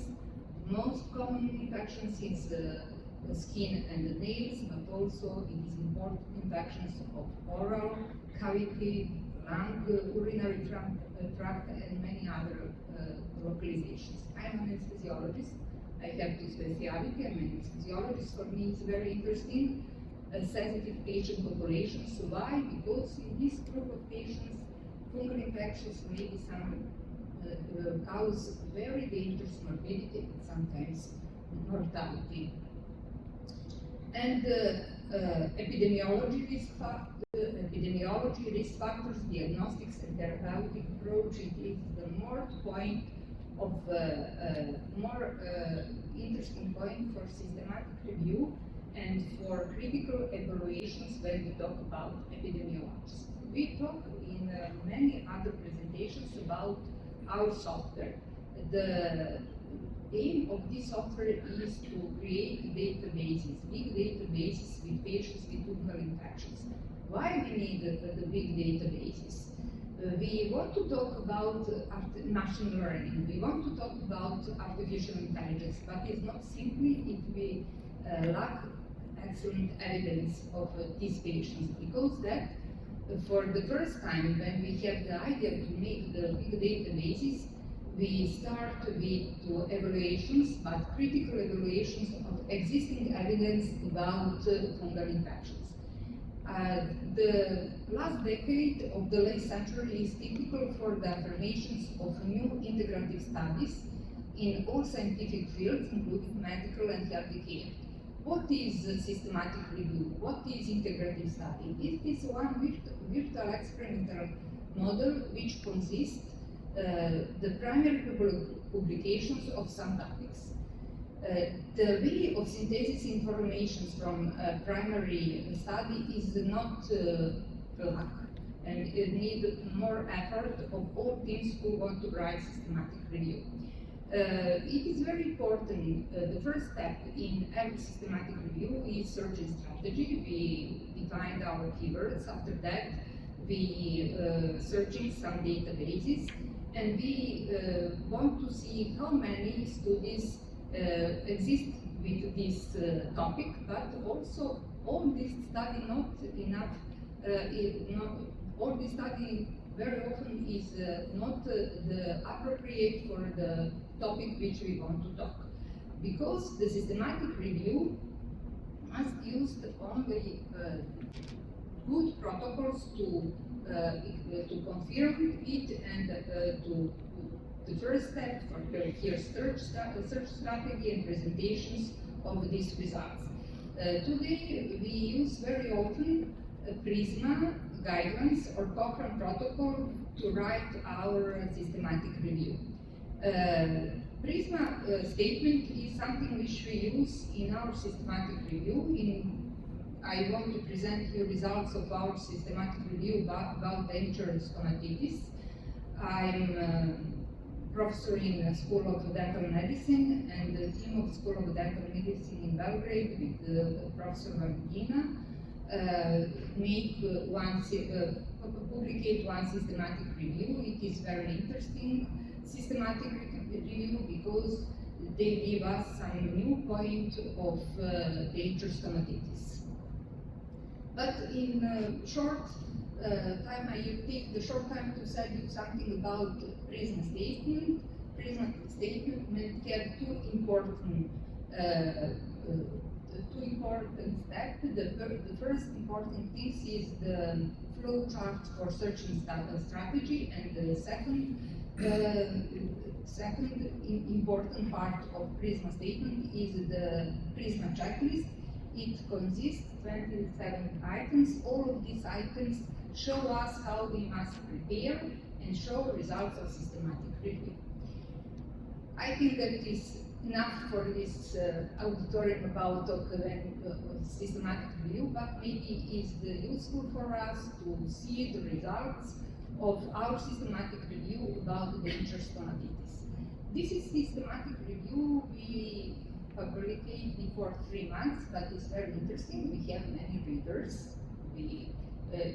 Very many users saw them, and also we have 1 citations for these 2 months from publication. I think that is good results. This systematic review includes 28 studies in the systematic review, and what is interesting that we define inclusion criteria and put this primary study in our systematic review. On the first view, we saw 2 interesting populations for us. 21 study talked about dangerous stomatitis, like infections, but each study talked about colonization patients before they take your mobile dentures. And we want to observe these 2 groups separately. Here is the table that we want in this table to show you what we take, what we retrieve, which type data we retrieve from this primary study, and can you saw that many of primary study lack of evidence about risk factors, lack of evidence about confounding factors, lack of evidence of appropriate statistical analysis. What is appropriate statistical analysis when we talk about this, when we talk about all fungal infection? It is correlations and between risk factors, confounding factors, the way of diagnostics, and outcomes. Outcomes is candida exist or not exist, or fungal infections that exist or not exist. After this result, we can solve the critical approach, critical evaluations, all primary study, and can we solve that the total positive point of critical evaluation is this study is so small. The maximum point is 8, but we have only 1/3 of study with maximum point of quality of this evidence. It is not good. And because that, when we critically evaluate this systematic review, we can see that we have the lack of adequate and excellent evidence about patients with fungal infections. I don't talk you about conclusions when we talk about the dangerous stomatitis. Maybe my colleagues, dentists, know that better. But I want to talk to you what this critical approach, this to systematic review, help us to make the first questionnaire to data collect from patients with fungal functions. For the first step in making our software is make some questionnaire. That questionnaire exists question about risk, about patient's characteristics, risk factor, co-founding factor, clinical signs and symptoms, and way of taking sampling, new approach and older approach, and what is the aim of this database? The aim of this database is to compare new approach diagnostic with the older approach diagnostic, and also to make some predictive model of risk factor about patients with different localizations and with patients with different risk factors. We need for this more time. Why? Because we need the big databases with most patients. What is happening when we talk with fungal infections? Sometimes we have patients with clinical signs and symptoms with fungal infections. We take swab one time, no.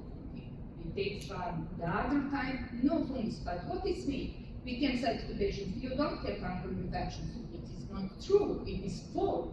We must try again, sometimes 5 times, and then we find fungal infections. Then we have the good databases. Then we talk about cluster analysis as the first part of machine learning. We can talk about certifications, patients with low risk and with high risk for fungal infections.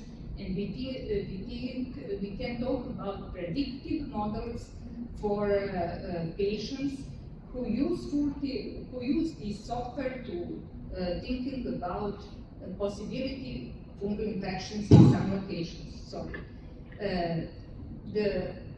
I think that the most important part of this project is forming these big databases, but no databases like in previous study, like in previous evidence. It's very important to make the informative big spreadsheet and help us to analyze the different point of view of fungal infection. It is more complex. Thank you for this. Thank you very much. And now we proceed to the last presentation. It's by Dr. Ana Vitez about candidate endostomatitis.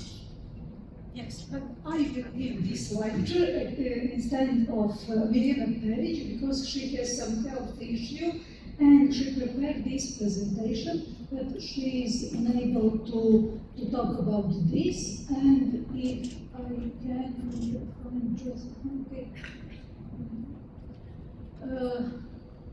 But I'm really happy to have this possibility to present some data which was important to create this project actually, because more than 10 years ago Mirjana and Professor Živković comes to my lab with some new idea, and I was really interested in it because it was something new for me. First time I understand the problem related to denture stomatitis.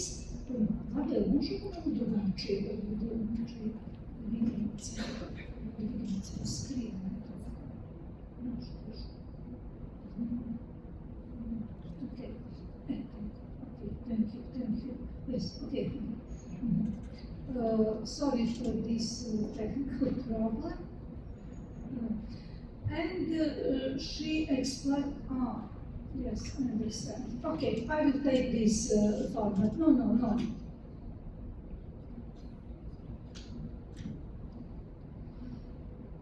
It's okay.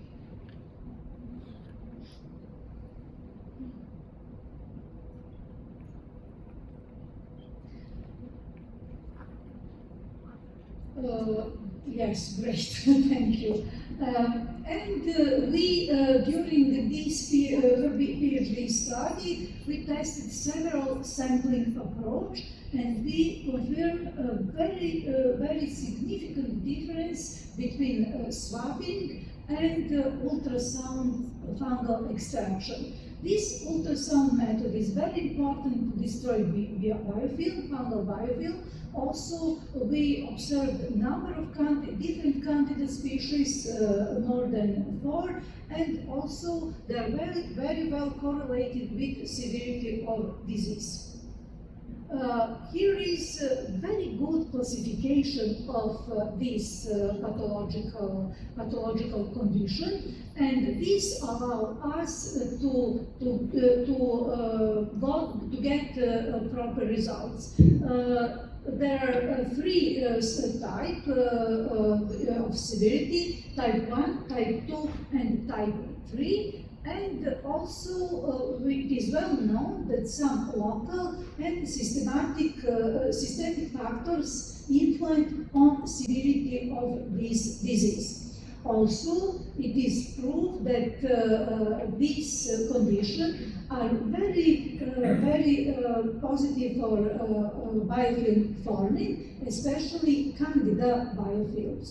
And also from the literature, we know well that Candida albicans is most prevalent species, but also some non-Candida albicans species are important nowadays. And due to this,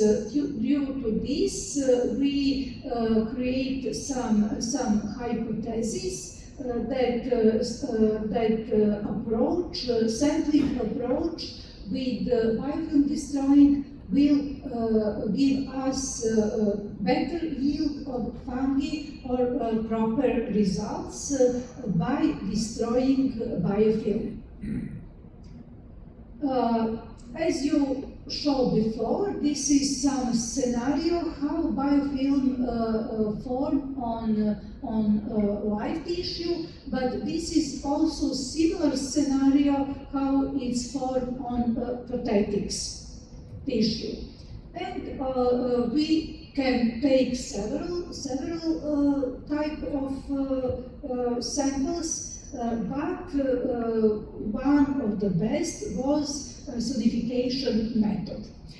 And this is data resulting based on this sodification method. We performed this before this project idea.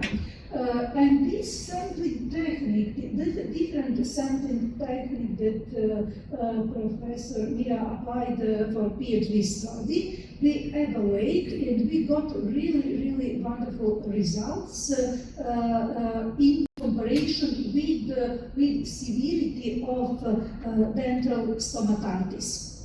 And this was a key idea for us to apply for project idea, but it is too complicated to apply the ultrasonic extraction or take sample by ultrasound, and for this reason we decided to apply some new tool to create new tool and to test it in order to get results similar to ultrasound extraction. This is the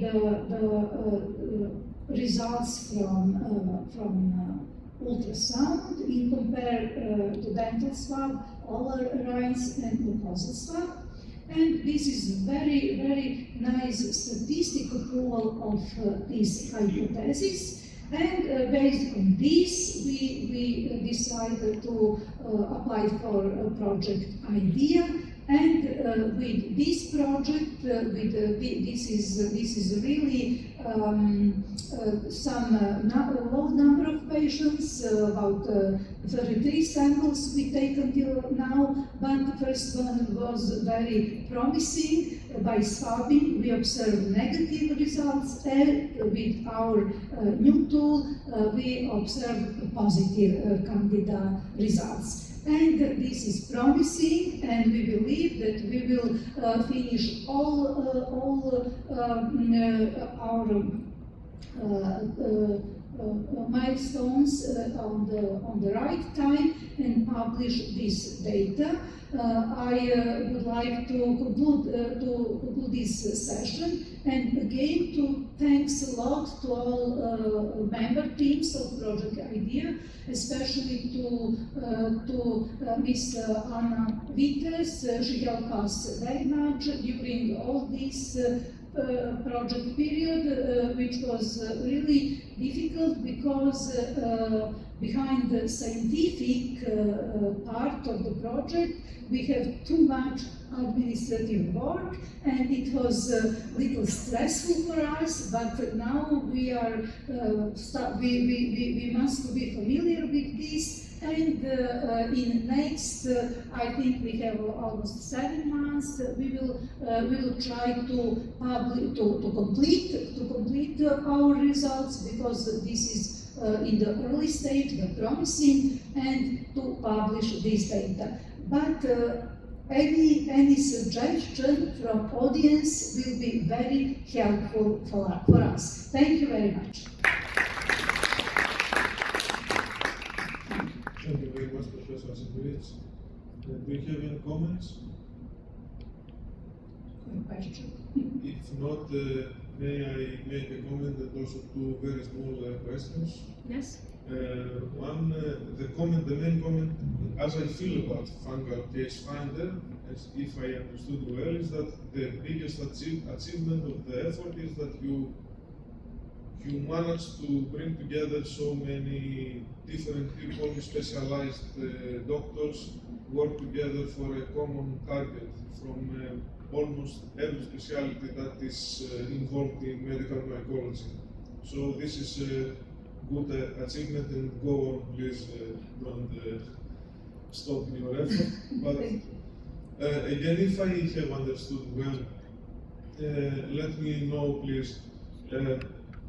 The main idea up to now of the Fungal Case Finder is to introduce mostly a specific specimen tool or protocolizing the procedure, because as I understood well, up to now, mostly you have applied it in superficial mycosis, yes. not so much in deep mycosis. Yes. But again, it's based more on a novel semi tool, or new protocols of how you approach the patients. Okay. And the second small question, if you permit me, is okay, I understand on how you are going to apply this in specialized people that know the work, like specialized doctors and whatever, but again, on the issue of patients, because as Dr. Permiti narrated very well, the problems with patients are always there. Many of them cannot understand how they will do by their own the work, how they are going to fulfill the questionnaires, and how they are going to take the samples. If they don't understand, they don't understand. I mean, they will need help. Okay, first of all, I will explain what is our idea regarding invasive fungal infections. We hypothesize, or we well know, that all invasive fungal infections start from skin, mucosa, or intravenous catheter. If we detect these fungi on time, or if we perform screening tests in our patients, we will be able to find these fungi. We have potential to spread from the skin and mucosa deep into the blood. And this is some previous published as skin or mucosa candida index, if I remember well. And this was triggered to link this superficial with invasive. The second question, your question, is what is our main outcome of this project? First of all, we create a new tool not for swabbing, tool for scraping. But before scraping, we will apply some pre-treatment, antibiofilm pre-treatment, to be sure that that we will able to destroy fungal biofilm and to take sample with good quality. The second outcome will be software.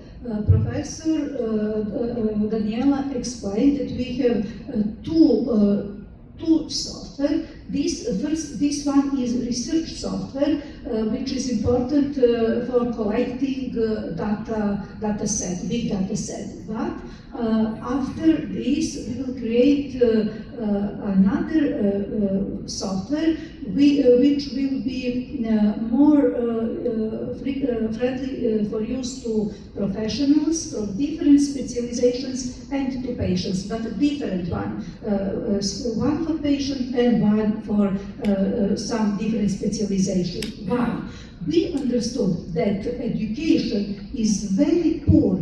Education regarding medical mycology or fungal infections is very limited in population, but also between clinicians. They are usually focused on bacterial pathogen or on viral pathogen, and for this reason, fungal infections are underdiagnosed or misdiagnosed. And by putting this software in public widely, we believe that we can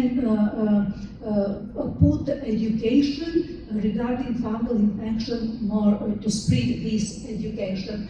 And finally, the protocol. Yes, we will build new protocol, new guideline. We believe that we will got enough quality results to suggest the protocol. But of course, we need time, or we need another project with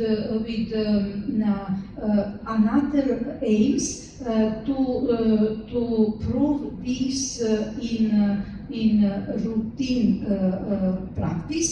We will test this in small number of patients, but this is not the key outcome of our project. We believe that in next period of time, if we have a good idea and good tools and software, we will able to bring into the market some tools and some softwares which will be useful. Okay, thank you very much. We go for coffee. We can delay the next session for 5 minutes. Okay. This is in Serbian.